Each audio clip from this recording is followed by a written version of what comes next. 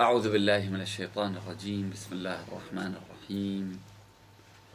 الحمد لله رب العالمين، والصلاة والسلام على خير خلقه أجمعين، محمد وعلى أهل بيته الطيبين الطاهرين. قال الله العظيم في كتابه الكريم: ومن يعظم شعائر الله فإنها من تقوى القلوب. في الإسلام عبادات، وفي الإسلام شعائر. ولا شك أن الإمام الحسين سلام الله عليه الذي قتل في سبيل الله وقدم خلال نصف نهار كل ما كان يملك، كل ما يرتبط بالإمام الحسين فهو شعيرة من الشعائر، بشرط أن لا يخرج من إطار الدين، أي لا يكون في ذلك معصية. كل ما يرتبط به: إقامة مجالس الذكر، إقامة مجالس العزاء، الذهاب إلى زيارته، رفع اسمه في أي مكان من الأماكن، شعيرة من شعائر الله.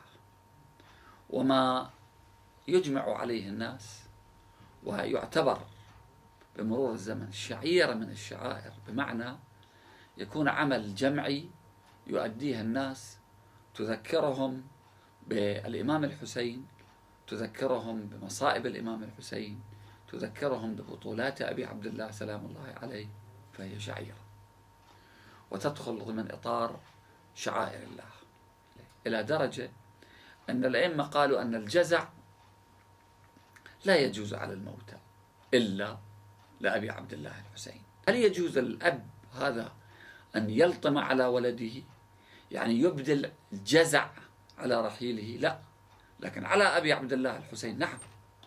فالحسين الذي أعطى كل شيء في سبيل الله خلال نصف النهار، كلما نعطي له نحن لم نقدم شيئا. الشعائر الحسينية سياج لحفظ الدين، لا بد من إقامتها والاستمرار عليها والعمل والنضال من أجل أن تستمر إن شاء الله.